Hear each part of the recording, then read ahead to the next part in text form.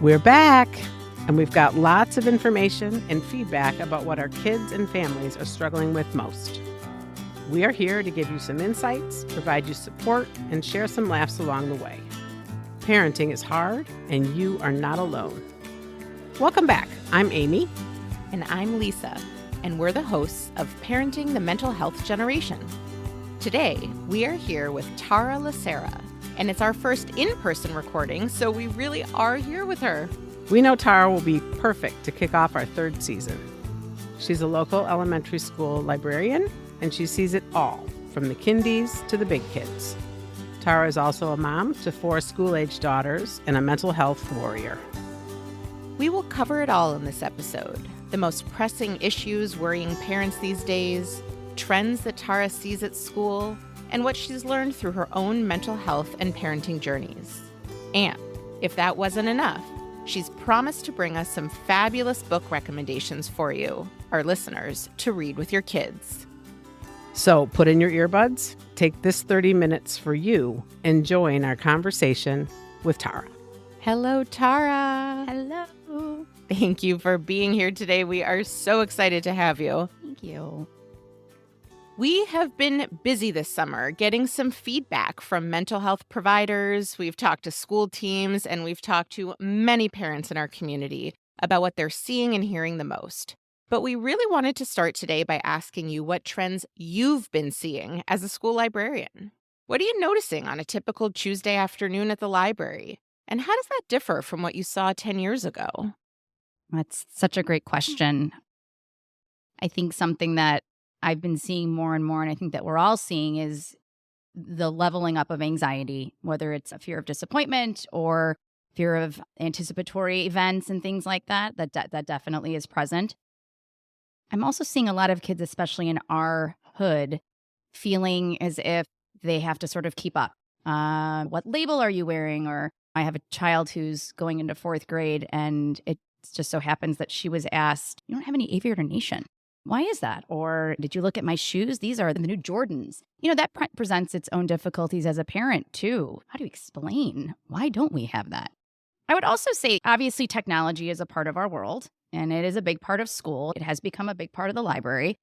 I do see kids who don't necessarily know how to monitor their time on technology, or even know how to monitor themselves when they're on that technology. I just actually, at the end of last year, did a super cool lesson. I had a 5th grade teacher come to me and be like, the kids came in and they were talking about a TikTok that they saw where there were these worms falling from the sky. And the kids were like, "Can you believe this? Worms fall from the sky."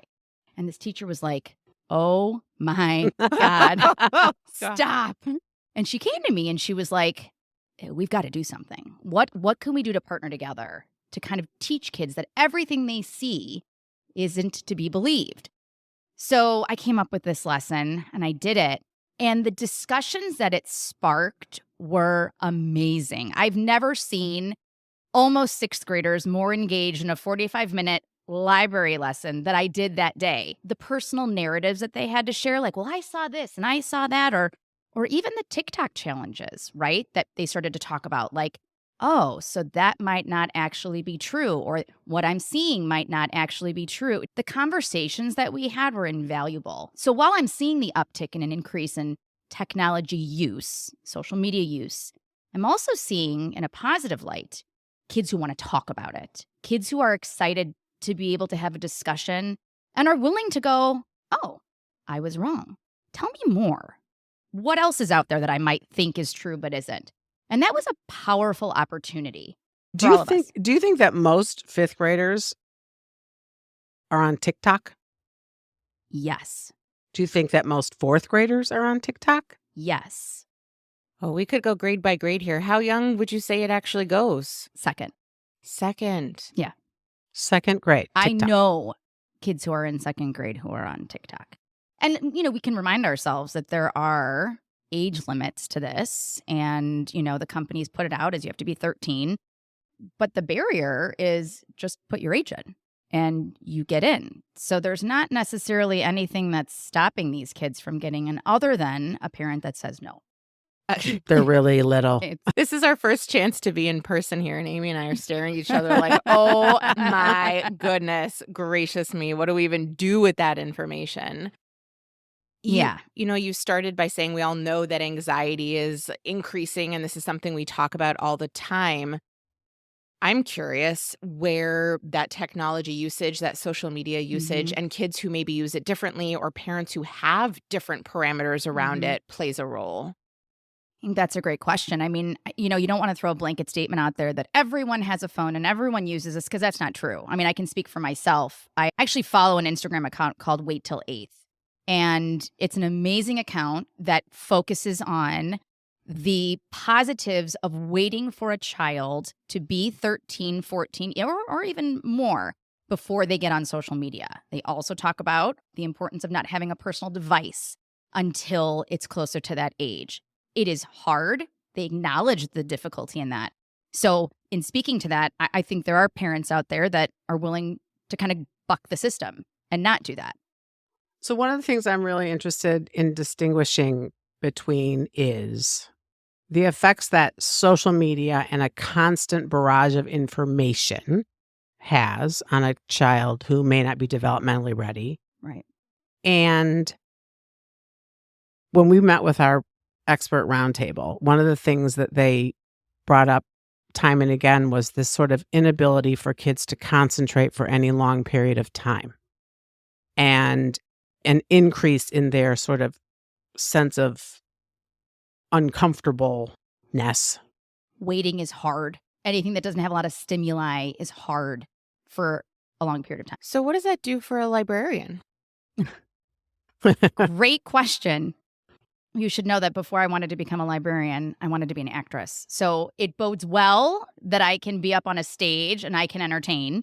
It requires you to meet them where they are and bring them in. So it's not always easy. But one of the things I was going to mention too, in terms of the things that haven't changed, is that stories are still powerful and kids still love to be read to. We have story readers that come in and I'll hand them a picture book and their kids in 4th grade and they're like, no, they're 9 and 10. And I go, I know. These kids want to see themselves in stories. These kids want to be read to. And when you pick the right ones, they're powerful. We talk about the need for stimuli. Well, this is its own set of stimuli. And with the right audience and with the right person who's reading it, you can engage a kid with a book as much as you can with a phone or an iPad or tech. Tara, you say that kids want to be seen in stories, but all kids are different. And so how do you pick books and stories that you think are going to appeal to many of the students in that class? And do you have any favorites for that you can share with us? I have, obviously, a wide range of kids. I've got the kindergartners all the way up to the 5th graders. And when we talk about seeing yourself in a book, I have to mention this because this was actually a super cool experience. This year, I had 2 different kids who came up to me and said, I really like this one book. And I was like, okay, cool. I want you to know, here's the premise of the story. And they're like, yeah, I identify as bi. And so I see myself in that character. Do you have something like this?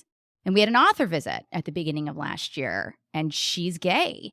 And I had 4 or 5 kids come up and be like, I want books written by her.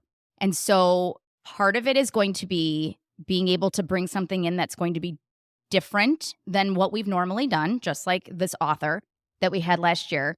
It's also providing a wide range. I realize that not every book is going to appeal to every single kid. So I'm going to pick one that I do believe everybody will enjoy. But more than that, it's having the discussion afterwards and realizing that it doesn't have to be a book that's perfect just for you 1, 2, 3. The moment that we start to have those conversations around the stories, I think, is really when the connecting comes. So the reading is the one part, but it's what happens afterward that I think really begins to draw them in. And I've had kids come and go, I've already read that book. I don't want to read that one. Mainly like my little kindergarten and 1st graders. And I was like, I know I've read the book 14 times too.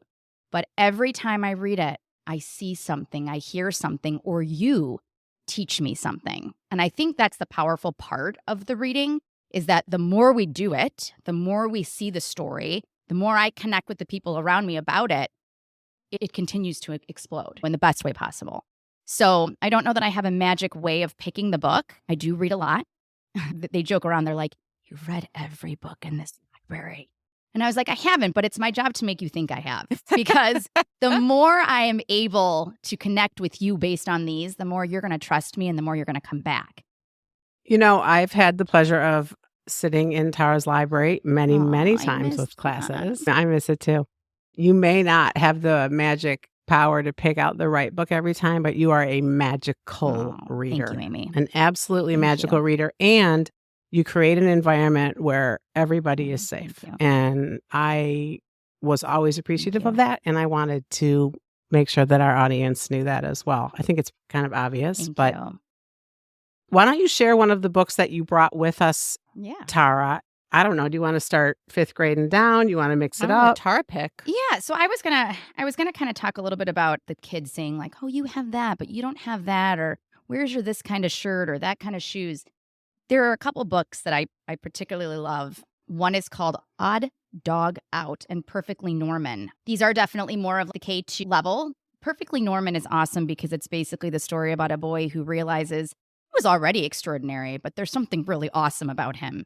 But he's afraid that if he shows it, they won't accept him. And so he does everything he can to try and hide this beautiful thing.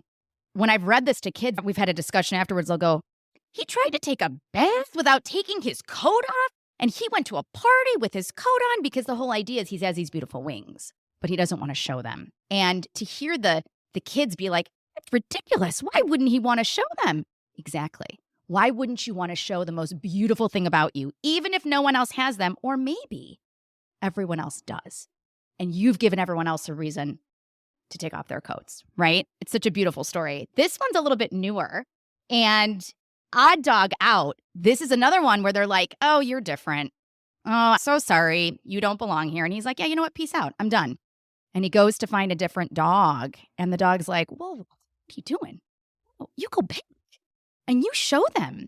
You need to be there. And when he gets back, all the other dogs have also realized that without him, they can't be themselves. And all of a sudden he goes back and every dog looks different because they've realized just how important it was to do what he was doing. So by leaving, he realized he needed to go back and almost show everybody. And in doing so, he taught them all a bit of a lesson.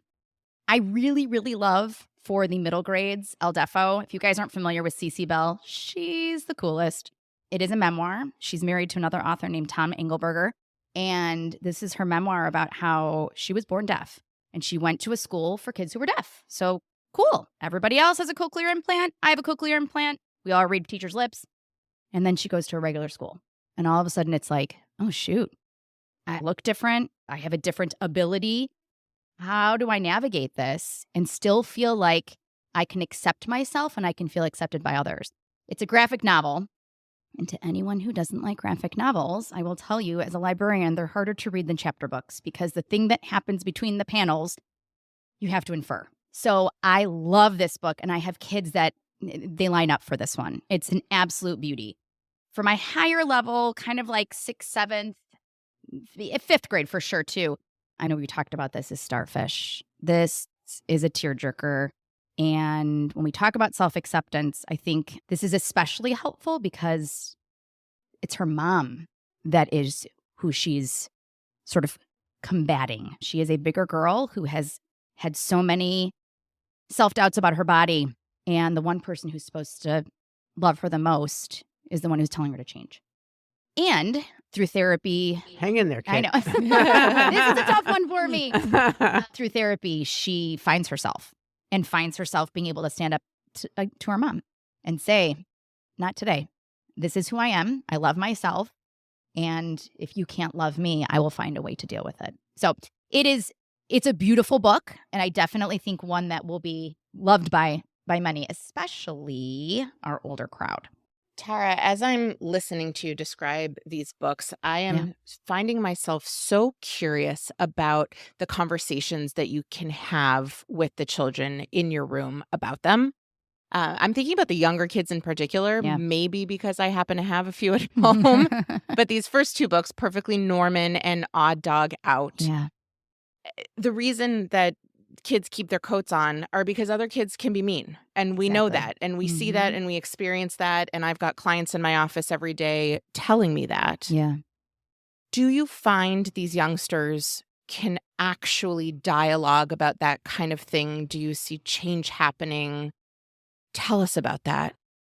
I do. I find that there are kids when it's modeled. So when I can show them what can be done and we can have these sort of facilitated conversations around a topic like that, the changes can happen. It's not going to probably happen on a playground when two kids are coming together and there's no one really there to facilitate. I'm seeing kids come into my space, have these conversations and look around and go, oh, like Amy said, and thank you. I'm in a safe space. I can do this here. And I'm supported by the adults in the room. And there's enough kids in that space, especially that young, that believe that, yeah, you know what? I can do that too. And if you've got your coat on, I'm going to help you take it off. I've seen it more often than not. And I do think, with all that being said, the more that they can hear that at home and the more that we can model that at home, that's when it really begins to stick. But yes, overall, I 100% believe that these kids are going to see that and they're going to listen to it.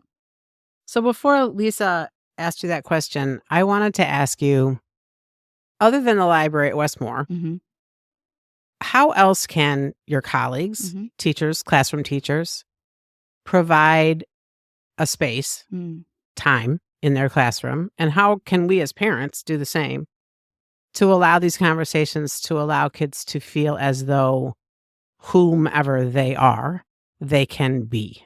If they can't sit on the rug, they can stand. If they can't keep their pencil quiet, they can use a squishy pen. If they can't not chew gum, they can chew gum. Whatever it is, how can we facilitate those safe places in other spaces? I think one of the things that teachers need is to have permission. And I don't know that that is always felt. It may be, oh, well, of course you can do that. But sometimes I think, especially for some of the younger teachers, we've got to get through this. We have this much to cover in this amount of time. And, oh, you don't want to do that? Well, sorry, this is what we have to do when we move on. And as we all know, especially the people in this room, if we aren't foundationally happy, comfortable, safe, we can't do the rest of the millions of things we have to do. So number one, I think, would be granting permission from the people who work at that building who make decisions, number one. And that it needs to be intentional. Hey, guys, this is our first step. We have a wonderful social worker at Westmore. And I don't know the other ones in the district, but I'm sure they're as fabulous as well. And that's another place where I think having that person as a resource, I've learned so much from our social worker, both personally and professionally, on how to create spaces where kids can feel that way and how to do that where it doesn't take 5 hours, but adjusting this or that. And again, her giving us permission and saying, this is what this child needs, and here's how you can do it. So as Catch, we do a lot of things, but one of the things that we take most seriously is this idea that we would like to help parents understand the importance of these kinds of things, of accepting your kid as they are, of understanding that parenting can be done in many different ways, and we don't all have to look the same or smell the same or make the same choices. As a mom in the community like we are, what messaging would you, or do you, share with your friends or your colleagues about how we can make the community prioritize those kinds of safe spaces and make the community just pull back a little bit? Oh, God. I know it's a really hard question, and it's one we wrestle with all the time, but I really value your input. And thank you. One of the things I think who parents look to are their teachers. I think they often look at the teacher when they come in for parent-teacher conferences and like, tell me about my kid, or tell me, they really rely on that information. And I think starting with the school, in the sense that being able to get out a message, whether it's, through an informal meeting, and I know people are busy and they don't want to come, something comes up or they don't have a sitter or whatever. Even if we make it a part of, let's just even say like the open house, what are some strategies that you might be able to use with your child this year? What are some things you might see in the classroom? How are some ways we can support that? We talk so much about math and science and literacy, and here are the things that you're going to get and the folders you're going to get. And don't forget that pencil. But I think if we made that a part of the beginning of the year and we started off with that and started the conversation then, I do think parents would listen. And I do think parents would, at least it would get that started. You guys are so amazing for even creating this opportunity. I try to, as an individual, both a parent and as a teacher, try and sort of individually have those conversations too. I'm not going into, a coffee date being like, before we start, I'd like to talk to you about, but like, hey, I do feel like people will come to me about certain situations, and I obviously have to navigate that very carefully, but it's an opportunity for me to kind of go, don't forget. And this would be helpful. And if you want to try this, don't forget to think about that. I have noticed that parents will kind of reflect and come back and go, oh my gosh, thank you for mentioning that. I never thought about that. Or, oh, now because of that, I changed the way I said something to my child, or I handled a situation with another child differently. So, they're not perfect fixes, but I do think we're in a wonderful community where people value the educators. And I would like to use that as a platform for us to help the community too. And in what you're doing right now, do you get opportunities for what happens in the library to translate over back to home? Do parents find out what books you're reading with kids or what conversations you've started around diversity or being an ally or whatever these incredible, important conversations are? Yeah, that's a really great question. And actually, it brings me to a book that I wanted to mention. Yes. So one of the things that we talk about in the library is the importance of having volunteers. At this point, I am the only school that has parent volunteers for their classes in grades K2. And what that means is that the parents come in. If we have some books to shelve, they'll shelve. Otherwise, they'll kind of hang and they'll watch. And it can be a little unnerving. You feel like you're being evaluated. But the reason we do it is for advocacy, because I want them to see what we're doing. And I want them to see the power of what we're doing, because God forbid someone should ever go, why do we have a library or a certified librarian? I can go, hold on a second, power team, what do you see? And that's one way that the parents do hear about what we're doing. I had a parent in. She was a kindergarten parent this year. She was fabulous. And I read this book called Milo Imagines the World. I don't know if you guys have read this book before. It's a beautiful story about a boy who takes a bus trip with his sister. And along the way, he sees all different characters. He sees like a guy who's got a bunch of bags and he imagines he must go back to his apartment and play solitaire with his cats. And then he sees a little boy all dressed up and he says he must be a prince and he must be going to the castle and he's going to be, waited on hand and foot. And as the story progresses, you're watching this boy make a lot of assumptions, right? And he's drawing about them along the way. And at the end of the story, you find out that the boy that he thought was going to a castle is actually going to the same place he is. They both have family members who are incarcerated. And it makes you go, huh? Because, again, what he thought and what that kid might have thought were two very different things than what was actually happening. Now, the beauty of this, when we're talking about diversity and, kind of topics that are important, I read this to a kindergarten class, and the mom who came in was almost in tears. She was like, that was the most beautiful story I've ever read. And yet, not a single child went, wait, they're in jail? Why are they in jail? They didn't focus on the jumpsuits. They went, oh my gosh, he got a chance to visit his mom. Wait a second. And they focused on all the things he thought weren't actually real.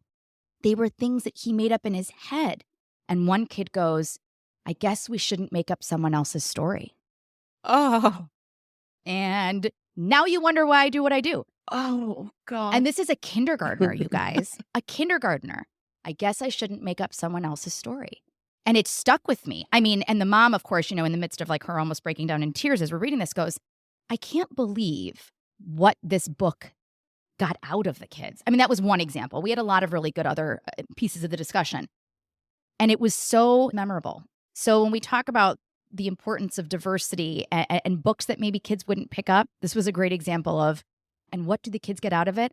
A whole lot. This is such a fantastic conversation, and I'm getting goosebumps more than once. I want to bring it back to one topic that came up over and over again at our roundtable that I want to know whether or not you see and or address in these kinds of conversations with kids around stories particularly. And that was of kids who are struggling with frustration tolerance, with an inability to see things through to the end, with a lack of resilience, so to speak, for struggle. Are you seeing that as much as what we heard from our roundtable experts? And do you have conversations around that in your library time? I mean, you do have a little bit of a gift because you have 45 minutes with the class. Yeah. Is that right? Yeah. That's such a nice chunk of It's time. beautiful. Well, it gives us the flexibility, right? It's not like I have to shove you out because we have plenty of time to talk. Am I seeing it? 100%. And it's probably kind of important to say that I've always seen some form of either, a low level of persistence. I mean, I think about research back when I was teaching, way back when. And we had a teacher who would come in and go, they can't even answer the question. It's like they read one and then they look for, an answer for about 30 seconds and they go, I can't find it. So it's not that never existed. I think that the important part is what they do with that frustration. And that's what we're seeing is different. They might still have that inability to move through, but then what do they do with that? I see a lot more physical frustration. I see a lot more outward behaviors. So, I have kids and I am very flexible with what I do. You want to sit there, that's fine. You want to stand and do this, that's fine. I don't care how we do it as long as we're getting it done. I think it's important to meet the child in that sense. But the way in which they're coping with it is very different than they have in the past. Having discussions around it, yes. And usually it's through books, bringing up characters who might be frustrated and then find themselves, how do I cope with that? But I will say that I tend to really kind of try and hone in on those kids and get down to their level and work with them. Because one of the things, again, I always go back to is there's something else happening right now. So let's address that and then we can get back to the work. Yeah, like behavior speaks feelings. 100%. Behavior speaks, 100%.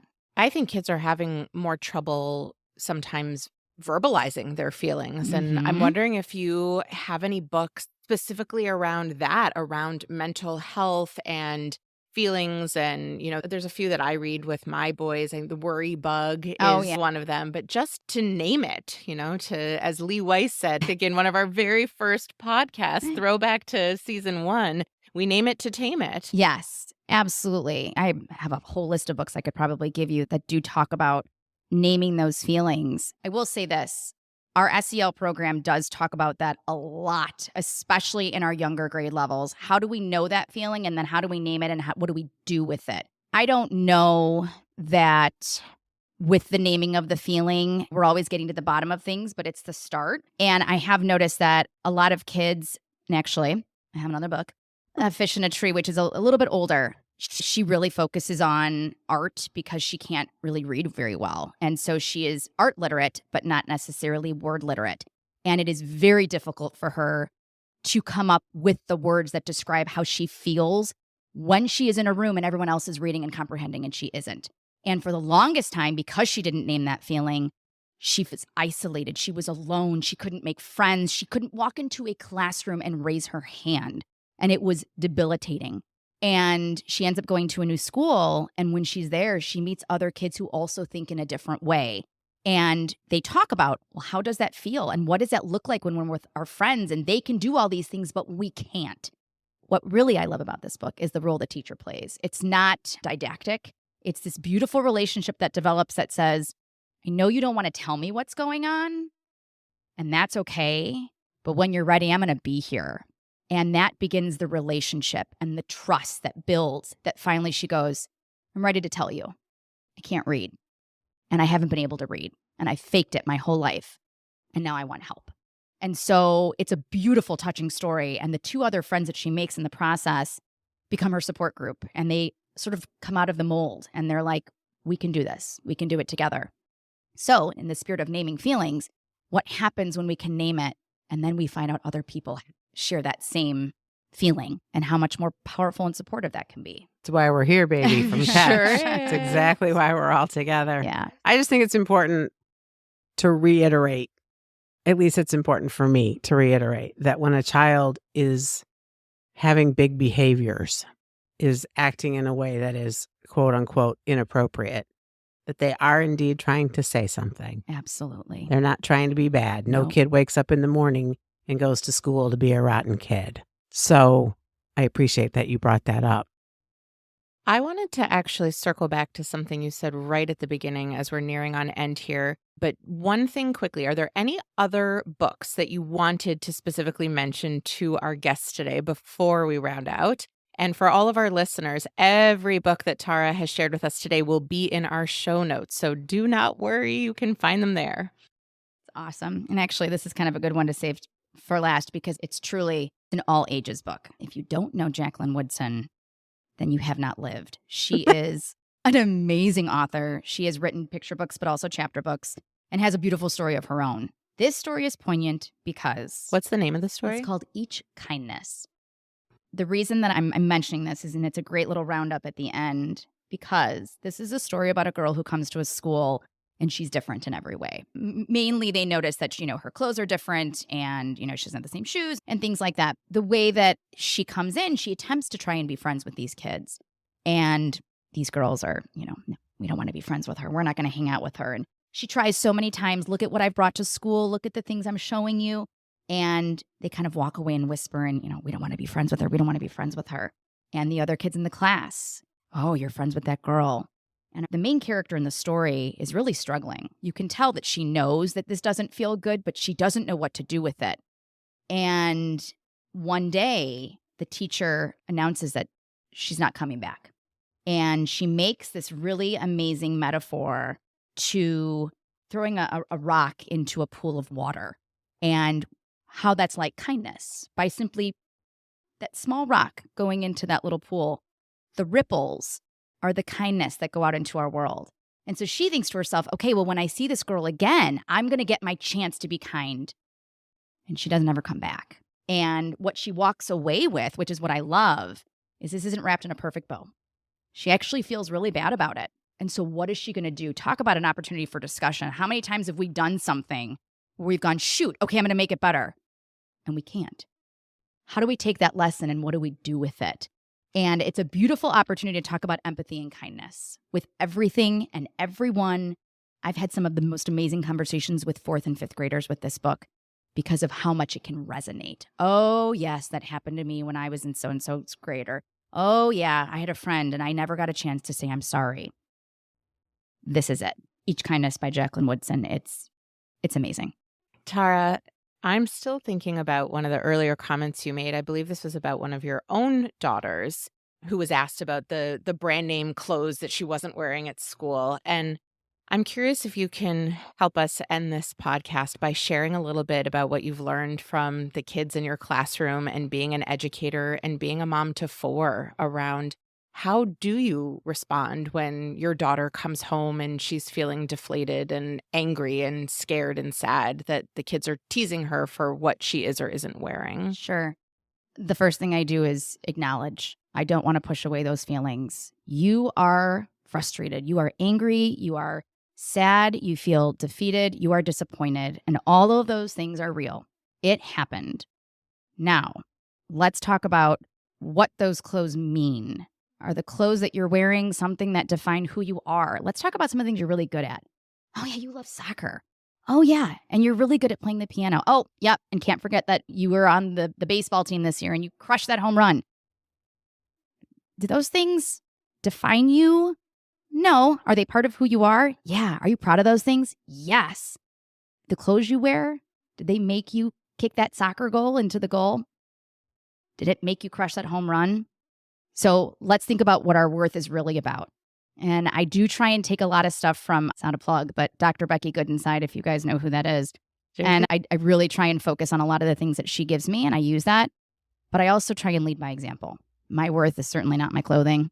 I don't make a big deal about what I wear. If it makes me feel good, I wear it. If it doesn't, I don't.